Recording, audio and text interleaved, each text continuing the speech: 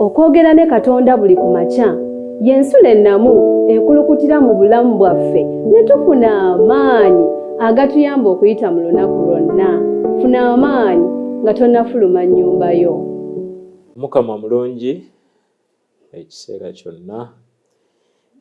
Tutera okwongerako ne tugamba nti era ze embeera ze weewaawo. Nga bulijjo ntera okugamba nti obulungi bwa Katonda tebusinziira ku mbeera ki mwe tuli.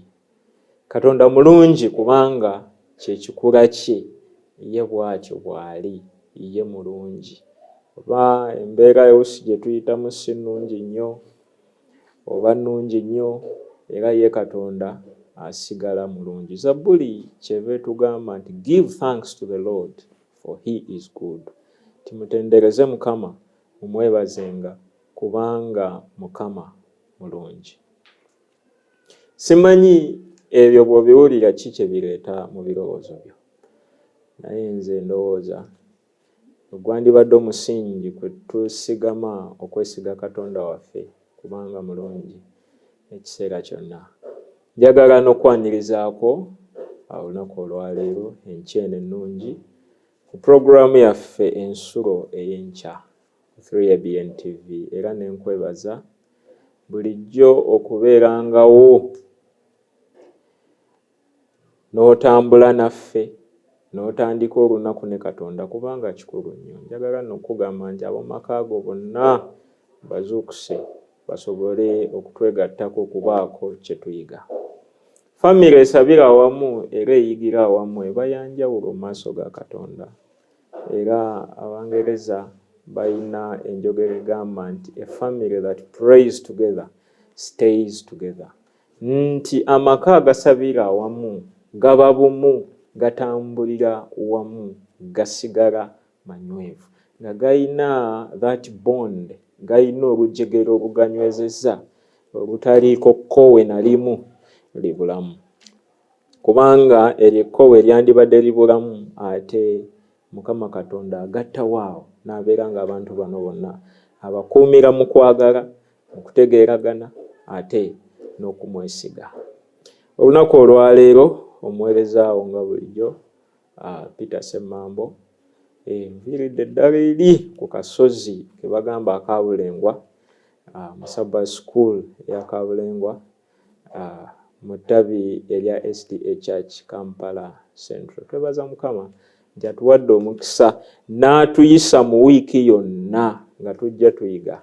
Ate n'ekyenjawulo nti olunaku olwaleero olunaku lwa Sabbiiti. Gwe omulabi simanyi oba obadde okimanyi. Bw'oba obadde tokimanyi kiyiga okuva olwaleero nti Saturday lwe lunaku olw'omusanvu olwa Sabbiiti. Bwe twali tutandika ebyokuyiga bino okuviira ddala mu wiiki eri eyaggwa n'okutandika ku lunaku olwa Sunday paka ku lunaku olwa Wednesday, twali twogera ku Sabbiiti n'obukulu bwa Sabbiiti. Era twajja tukiraba Sabbiiti yabaawo ku lwa muntu, nga kitegeeza omuntu alina okuganyulwamu atya mu kussa ekimu, aganyulwamu ng'atabagana ne Katonda mu kusinza, era aganyulwamu ng'atabagana ne bantu banne olw'okuzimba okukkiriza ate n'okunywezagana. N'olw'ensonga eyo kikulu nnyo okwetaba mu kusinza okw'olunaku luno olwaleero kubanga Sabbiiti kabonero Mukama Katonda ke yatuteerawo nga twongera okulangirira eri ensi nti tuli bitonde, tulinako Katonda atulinako obuvunaanyizibwa, atulabirira ate era omununuzi waffe, nga tulangirira nti tuli ba Katonda emirundi ebiri, mu butonzi ate ne mu bununuzi. N'olw'ensonga eyo kikulu nnyo okutambulira mu nsi eno nga tweyisanga abaana ba Katonda bwe bagwanidde okweyisa. N'olw'ensonga eyo gwakyali awo akyeziribanga olimbuliri toyagala kuvaamu mwolabira TV, zuukuka golokoka mangu gwe oba ate weeteeketeeke okugenda okwetaba wamu n'abooluganda kusinza okw'olunaku luno kubanga Sabbiiti lunaku lwa kukuŋŋaana okutukuvu.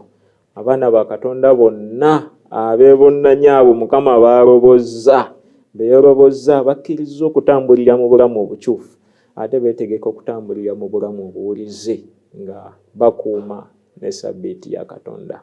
Olunaku olwaleero twagala okutunuulira omulamu okukkiriza n'okwagala. Weewaawo abawombeeke nate tuweeyo okusaba. Taata omulungi, tukwebaza tuyisiza mu nnaku omukaaga nutuusa ku lunaku luno olw'omusanvu sabbiiti, nate lwe tugenda okuŋŋaana n'okusinza mu mwoyo n'emazima. Tusaba nno nga tutandika n'ekyokuyiga ekyenkya eya leero, otubeera Omwoyo Omutukuvu eyawandiisa ebigambo bino abitegeeze gye tuli, tusobole okuganyulwa ate era bisobole okubeera ekitundu ku bulamu bwaffe. Tuwe omwoyo watuluŋŋamye, wetusabye mu Kristo Yesu Mukama waffe.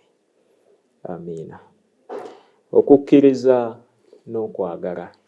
Kakwate ki akali mu bigambo bino ebibiri, okukkiriza n'okwagala? Birabikanga ebyeyawudde nnyo, naye mu kyokuyiga kino ekyaleero tugenda kukiraba nti ate ebigambo bino bikyasobolera ddala okukwatagana obulungi. Jjukira nti tutambulira mu mulamu omugazi ogukwata ku bulamu obukyufu, omuli okukkiriza, obuwulize ate n'okubala ebibala.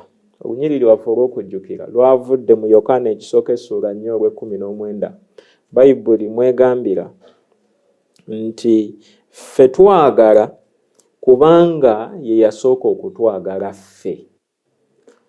Ffe twagala kubanga ye yasooka okutwagala. Ani oyo ayogerwako nga ye yasooka? Ye Mukama Katonda waffe. Ye yasooka okutwagala, y'ensonga lwaki naffe twagala. Olunyiriri luno lugezaako okutulaga nti okwagala kulina gye kuva, era nga kuva eri Katonda ne kujja gye tuli, naffe ne tukwongerayo eri bannaffe. Mu nsene y'ekibi okwagala mwattu si kintu kyangu nnyo. Bw'oba okolaganyeko n'abantu oyinza okumpeerako obujulizi nti okwagala abantu si kyangu. Abantu naffe tetuli bangu, tetwagalika. Naye bwe tusanga ng'oli ayinamu empisa ey'okwagala Katonda, omanya yategeera Katonda, Katonda n'amugabanyizaako ku mpisa eyo ey'okwagala, ate naye n'asobola okubanga ayagala banne. Naye twagala okwejjukanyamu katono ku kiki kye kitegeeza okujjukira. Twasoma ebigambo mu kitabo ekiyitibwa Education ekya Ellen G. White ku lupapula olw'253 nga bitugamba nti okukkiriza kitegeeza kwesiga Katonda. Yes, faith means to trust in God, believing that He loves us and knows what is best for us. Kitegeeza kwesiga Katonda ng'okola otya? Ng'okkiriza nti atwagala era ng'amanyi ekisingako obulungi ku lwaffe oba eri ffe. Ebigambo ebyo bwe tuba nga tubitunuddemu bulungi ne gaalubindi ezisobola okutangaaza, tusobola okukitegeerera ddala obulungi kye kitegeeza okukkiriza. Kitegeeza okwesiga Katonda mu mbeera zonna, nga embeera ne bw'eba etuuseewa, ne bwe tuba tulaba nga mbi nnyo, nga tulaba ekkubo nti Katonda wano azze kutuyisaawo so si kutulemezaawo, nti amanyi nti bwe mpita mu mbeera eno ngenda kuvamu nga nnongoosebbwa okukirako zaabu eyisibwa mu muliro. Olw'ensonga eyo tutandika n'okulaba ebintu mu ngeri ey'enjawulo, nti bw'oba ofiiriddwa ate tokaaba ng'abatalina ssuubi. Bw'oba ofunye ekizibu oba mulimu guweddewo, olaba essuubi wakati ewatali, kuba omanya nti ntambula ne Katonda era amanyi ekisingako obulungi gye ndi. Olw'ensonga eyo bwe tutunuulira ekitundu ekyo ekisooka nti okukkiriza kitegeeza okwesiga Katonda, era ddala tusobola okukitegeerera obulungi nti bwe tuba twesize Katonda kyonna kyasazeewo okutuyisaamu tusobola okukyaniriza, kuba tumanya nti era Katonda oyo ekigambo kye ekijjudde amaanyi tasobola kutuleka kumalibwawo mbeera eyo. Naye akatundu kali akookubiri ko kongerako ne kagamba nti kikyokukiriza obwesigwa bwo lwaki obuteeka mu Katonda? Obuteeka mu Katonda kubanga otegeeredde ddala nti Katonda amanyi ebyo bye weetaaga, naye ate amanyi ekisingako obulungi gy'oli. N'olw'ensonga eyo kyetuva tukkiriza nti ne bw'ofukamira wansi n'ogamba njagala kino n'okiraba nga tekituukiridde mu kaseera ako, okkiriza nti Katonda amanyi ekisingako obulungi gye ndi. Oluusi waliwo ebintu bingi bye tusaba mu bulamu bwaffe naye ng'ate Katonda alaba bigenda kutuzikiriza. Katonda bw'aba akolagana naffe kubanga tuli bantu ab'omukka obukka, abeera ng'omuzadde bw'akolagana n'omwana. Omwana n'alaba nga maama akutte ejjirita ali mu kusala njala naye n'alemerako n'akaaba ejjirita, akaabira ejjirita bagimuwe.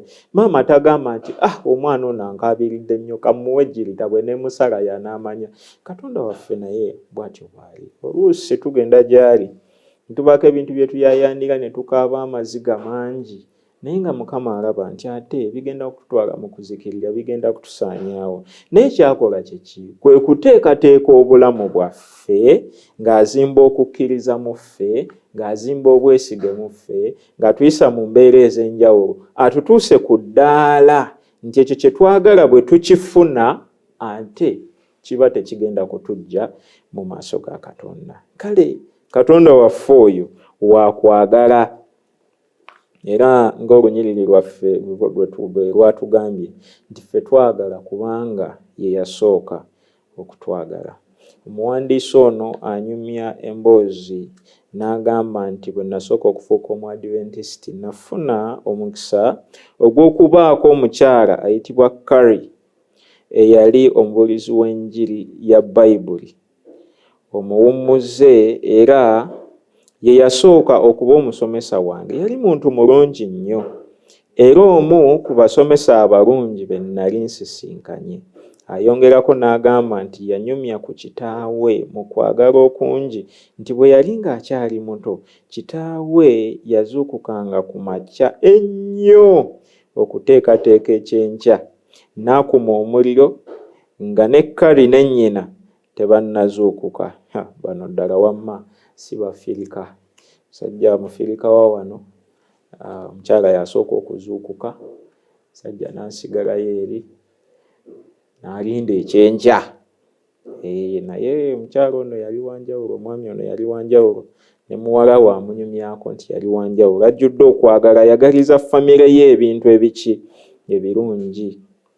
Naye njagala okubuuza ekibuuzo, gwe taata ali eyo, naawe maama ali eyo, omwana wo singa atuuka okukwogerako mu bantu, kiki kyayinza okukwogerako? Asobola okwogerako nga taata ow'okwagala, maama ow'okwagala. Singa baba bazannya emizannyo gyabwe, basobola okuzannyako nga maama ow'okwagala oba taata ow'okwagala. Omanyi abaana bano abato, bw'obanga oli muzadde ng'oyagala okumanya ki kye bakulowoozaako na ki ky'oli, gwe beekwekerera olabe bye bazannya. Era taata bw'aba munywi wa waragi era ojja bulaba, bw'aba n'olukaalikaali era n'akalenzi kajja kuzannya nga taata ow'olukaalikaali, kajje nga katagalatagala bwe keeyogezayogezaawo, bwe kakwata kibooko, bwe kakuba omukazi, kuba naawe byokole waki ewaka. Kati ezo ze mboozi ze baba balina ze bazannye zikwata ku bazadde. Gwe omwana wo singa baba bamugambye okuzannya nga taata mu muzannyo, kifaananyi ki kyasobola okugjayo ku ggwe? Singa bamugamba nti jangu otunyumize ku taata, kiki kyayinza okunyumya ku ggwe? Akunyumyako nga taata ayingirawo ne bawulira eŋŋombe ya pikipiki, abaana bonna babadde bazannya ne bagaya yafubitika mu buliri, balowooze nti babadde beebasedda. Kale abazadde n'abantu bonna abalina abantu be bavunaanyizibwako, ekyo kyaffe kyakwekyekinga. Bw'obanga oli boosi ku mulimu, bwe bawulira nti emmotoka etuuse, abakozi bakola ki? Bajaganya nti mukama waffe azze, oba bagamba leero lubadde, oba ani gwatuukirako olwaleero, bagamba nga bali awo tebalina nnyo mboozi yakwagala gye basobola kunyumyako. Omukyalo ono Kali yali omuyigiriza wa Bayibuli, yayogeranga nnyo ku kitaawe naye ng'amwogerako nnyo olw'okwagala kwe yalina gye bali era n'okwagala kwe yalaganga abafamire ye. So omukyalo ono eyanyumyanga ennyo ku kitaawe atukubira ekifaananyi kya kitaffe ow'omu ggulu alina okwagala okungi ate nga mwesigwa. Simanyi Ellen White baba wandiika ndowooza kitabo Adventist Home atugamba nti amaka ly'eggulu ettono ery'oku nsi. Singa ebigambo ebyo tuba tubitwalidde ddala nti nga bwe biri bwe bitegeeza ate nga bwe kiri, njagala okuwemu akafaananyi ku maka ago eyo gy'ova olabe ddala ddala oba amaka ago ggulu ttono erya wano ku nsi. Era nti mu maka ago omuntu bw'ajjamu asobola okugezaako okukuba akafaananyi kitaffe ow'omu ggulu bw'ayinza okuba ng'afaanana oba nga yeeyisa. Oba atuukamu n'agamba naye bwe libanga eggulu eryogerwako lirina ekifaananyi nga kino, eryo eggulu ligira lirindako. Amaka ago mu kitundu gy'obeera kifaananyi ki kye gawa abantu? Jjukira nti tuli musana eri ensi, naye Bayibuli egamba nti omusana oguli mu ggwe bwe kiba ekizikiza ate ekyo kiriba kizikiza nabaki? Kale nno bwe tuba twatula nti tuli bakkiriza nti tulina okukkiriza mu Katonda, okukkiriza n'okwagala bitambulira wamu. Gwe mulamwa gwaffe ogw'olunaku olwaleero nti tetusobola kwenyumiriza mu kukkiriza kwaffe Katonda naye ate nga tetulina kwagala. Ekyo tekisoboka kubaawo, kubanga abalina okukkiriza babeera n'okwagala. Abatambulidde mu bulamu obukyufu, abakyusiddwa ne bazaalibwa omulundi ogwokubiri, okwagala okwo kubabeerera ensulo gye bajja ku kitaabwe. N'olw'ensonga eyo tulina okumanya nti empisa eno ey'okwagala nga kyekibala eky'omwoyo erina okubeera mu bulamu bwaffe. Bayibuli kyeyogerako eri mu Bagalatiya essula 5:22. Bayibuli eyongereza eya King James Version egamba but the fruit of the Spirit is love. Era ekinnyonnyolako nti eringa egezaako okutulaga nti ekibala kiri kimu kwe kwagala. Bino byonna ebisigadde, obuwombeefu, obulungi n'ebirala ebigenderako, obusanyufu n'ebirala, byonna bigwa mu kibala kino ekimu ekiyitibwa okwagala. N'olw'ensonga eyo Bayibuli nga bw'egamba nti ffe twagala kubanga ye yasooka okutwagala ffe, kiteekwa okuba nti ffe abaana ba Katonda abeewaddeyo eri Katonda tulina okuba nga okwagala kuno tukujja ku Mukama waffe Yesu Kristo ne kulabikira mu bulamu bwaffe ate ne kusobola okulabika eri ensi. Awo nno we tusobola okufuukira omusana omutuufu eri ensi mwe tuli ku lwa Katonda waffe. Agala tekyewuunyisa nti omuntu akkiridde mu maka agataliimu kwagala ayinza obutajjula mazima mu maaso bw'awulira ebigambo nga bino nti kitaffe ow'omu ggulu alina ekisa era ow'okwagala. Kale kya nnaku nti tulina ekifaananyi ekikyamu kye tuwadde eri ensi ku Katonda waffe ow'omu ggulu.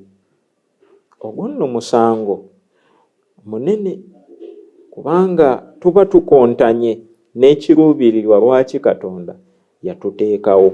Tulina okubeera nga muffe okwagala okuli muffe kusibukira ddala muffe okukkiriza Katonda. Agamba eri abantu abaakuzibwa mu mbeera ez'obulumi kikulu nnyo okulaba nga baddiŋŋana okuwulira ku Katonda ow'okwagala. Ekkanisa eno Mukama agiwadde omukisa, tulina obubaka obw'enjawulo, naye nga tukimanyi nti entabiro y'obubaka bwonna ateekwa kuba Mukama waffe Yesu Kristo n'okwagala kwe. Waliwo ebintu ebimu oluusi ebiyigirizibwa, okugeza ng'okusala omusango, okugeza nga geyeena, okugeza nga okulabula okuweebwa okw'ensolo. Ebintu ebyo byonna bwe tuba tubiyigiriza birabikiramu okwagala oba nedda. Kale ebintu ebyo byonna bikulu fe okwongera okubyebuulirirako ne tumanya nti Katonda waffe wakwagala, nti newankubadde abantu nga tubabuulira amazima gano agakwata oba kugeyeena oba kibalina wakati mu by'okuyiga ebyo okulabiramu okwagala kwa Katonda, kubanga ekyo kye kirina okukulemberamu byonna. Tewali kubuusabuusa nti tuweereza Katonda ajjudde okwagala.